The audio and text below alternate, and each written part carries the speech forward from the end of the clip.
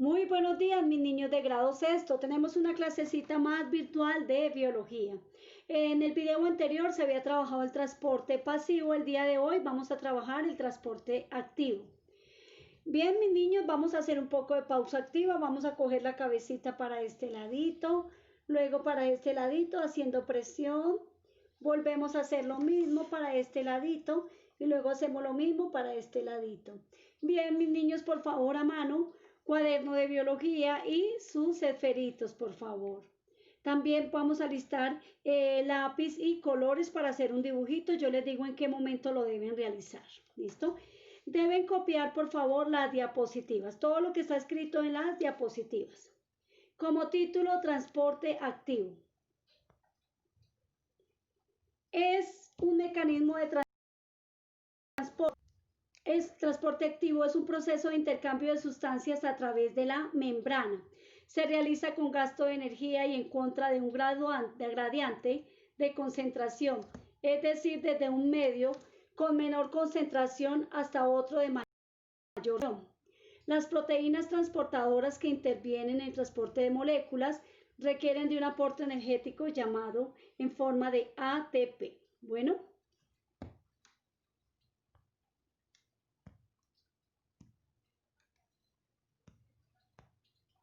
Bien, ahora vamos a escribir como subtítulo bomba sodio-potasio. Se trata de un mecanismo de la membrana celular que permite a través de una proteína transportadora expulsar el sodio del interior de la célula y reemplazarlo con potasio, manteniendo la gradiente de iones, escaso sodio y abundante potasio y la polaridad eléctrica conveniente. Como subtítulo, bomba de calcio. Otra proteína de transporte presente en la membrana celular permite llevar el calcio en contra de su gradiente electroquímico desde el citoplasma al exterior. Ahora,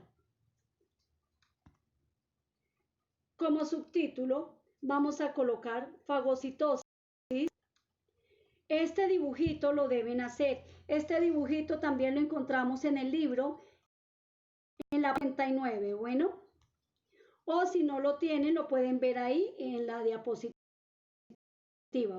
Fagocitosis. Los glóbulos blancos que permiten defender el organismo incorporan de su membrana plasmática las partículas extrañas que luego expulsaremos. Pinocintosis. Otro proceso de fagocitación procede mediante invaginaciones en la membrana que permite el ingreso de líquido ambiental. Es algo que hace el óvulo durante su maduración. Exocitosis. Al contrario de la fagocitación, expulsa elementos del contenido celular a través de sacros membranosos que se mueven hacia afuera hasta fusionarse con la membrana y abrirse hacia el exterior. Así se comunican las neuronas, transmitiéndose contenidos iónicos. Les voy a mostrar la imagen. Esa la imagen la encuentran en la página 59. Esa imagen me la deben hacer, por favor, en su cuadernito. Bien, ahora va a haber un videito para mayor comprensión de lo que ha sido transporte pasivo y transporte activo. Prestamos atención, por favor. Hola, ¿qué tal? Ya estoy de regreso y hoy les voy a platicar sobre el transporte pasivo y el transporte, que es el transporte de sustancias a través de la membrana plasmática. La diferencia entre transporte pasivo y transporte es que en el transporte pasivo no se ocupa energía y en el transporte activo sí se ocupa energía. ¿Qué energía? El ATP. ¿Pero por qué? Porque el transporte pasivo siempre va a ir a favor del gradiente de concentración en diferencia del transporte activo que va a ir en contra del gradiente de concentración. ¿Pero qué es esto? La concentración de sustancias siempre será diferente. Habrá un lugar donde hay mayor concentración y un lugar donde hay menor concentración. Cuando se habla que se va a favor del gradiente de concentración es cuando se viaja de un lugar de mayor concentración a un lugar de menor concentración. Lo realiza el transporte pasivo sin gasto energético, ya que es más fácil meter sustancias a un lugar donde hay mayor espacio para ellas. Y cuando ocurre eso se dice que es a favor del gradiente.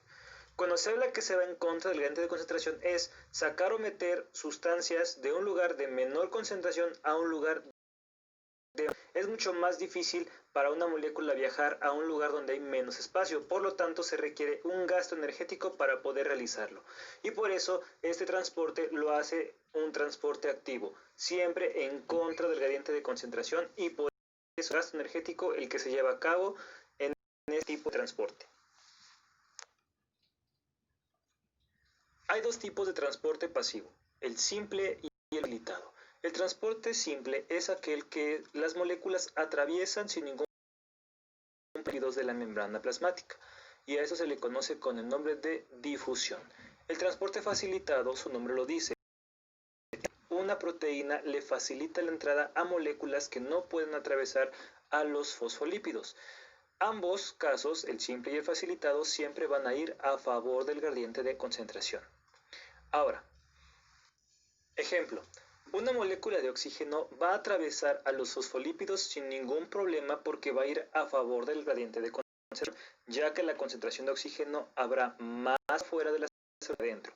Cuando la célula ocupa el oxígeno para respirar, como producto de desecho, origina CO2. La concentración de CO2 siempre será mayor en el citoplasma que afuera, por lo tanto, también se va a favor del gradiente y la molécula de dióxido de carbono atraviesa los fosfolípidos sin ningún problema. A esto se le conoce como difusión. Las moléculas de agua no son compatibles con los fosfolípidos, por lo tanto necesitan ingresar al citoplasma de otra manera. Transporte fácil. Como vimos, la molécula de agua no puede atravesar a los fosfolípidos, por lo tanto utiliza una proteína canal que le va a facilitar la entrada al citoplasma de la célula. Hay otras proteínas transportadoras que no necesitan un gasto energético, por lo cual una molécula de glucosa que no puede atravesar una proteína canal ya que es demasiado grande, utiliza una proteína transportadora. Esa se adhiere a la proteína y cambia su configuración, por lo tanto la hace ingresar sin ningún problema al citoplasma. La concentración de glucosa siempre es mayor en el líquido extracelular que en el citoplasma, por lo tanto siempre va a favor del gradiente de concentración, así como lo hizo la molécula de agua. Y por último, transporte activo. Un claro ejemplo del transporte activo es la bomba de sodio y potasio, la transportadora que se activa con una molécula de ATP. La célula envía 3 moléculas de sodio a esta proteína. Lo que hará es de que su configuración cambia, atrayendo una molécula de ATP. Esta molécula le va a dar la energía necesaria para poder liberar estas 3 moléculas de sodio. Como esta proteína ahora tiene un fosfato, su configuración cambia y en lugar de recibir moléculas de sodio, acepta moléculas de potasio. En este caso, las moléculas de potasio se adhieren a la proteína y nuevamente cambian su configuración. Pierde un fosfato y el estado inicial. El estado inicial quiere a las moléculas de sodio y odia a los de potasio. Por lo tanto, los libera al citoplasma de la célula, para que después 3 moléculas de sodio se vuelvan a adherir a esta proteína y el ciclo de la bomba de sodio y potasio se active de nuevo. Bueno, esto fue todo por el momento. Suscríbanse al canal. Muchas gracias y hasta luego.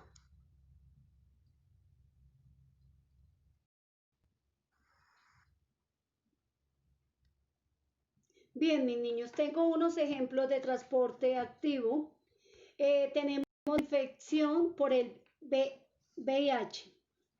El virus del SIDA, ahí es VIH, chicos, qué pena, ahí tengo un error.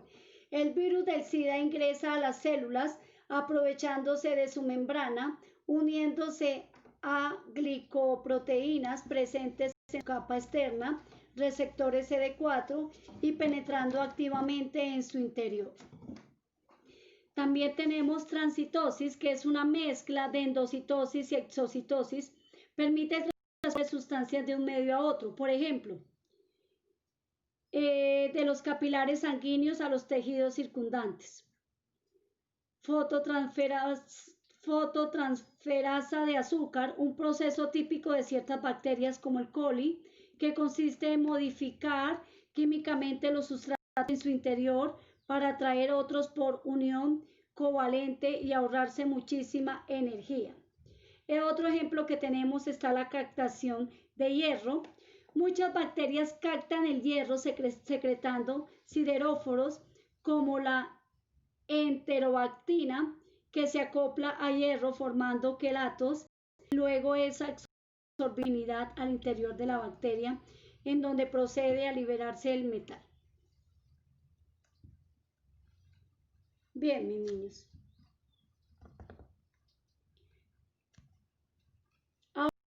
Ahora actividad. Ya saben, deben copiar todo lo que está escrito en las diapositivas. Primero, realizar la imagen de 59 está en la diapositiva de fagocitosis, pinocitosis y endocitosis de ciencias naturales. Deben desarrollar la página 60, puntos 4 y 9. 4 es falso, verdadero en el libro, para quien no lo tiene. Bueno, los que no tienen el libro, pues lo deben hacer en su cuadernito. Los puntos 4 y 9 son en el libro. El del 4 es escribir falso o verdadero. Y en el noveno es completar, es un párrafo que hay que completar y ese párrafo está en lo que está escrito del cuaderno. Bien, luego deben hacer el punto 10, que es la información de la columna A y B, también es con todo lo que hemos visto del transporte pasivo y el transporte activo.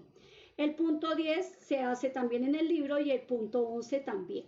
Estos puntos que les di, los que tienen los libros, los hacen todos en el libro, por favor, y envían fotico del tallercito del libro. Bueno, mis niños, los que no tienen el libro, entonces hacen en el cuadernito. Dios los bendiga, un feliz día.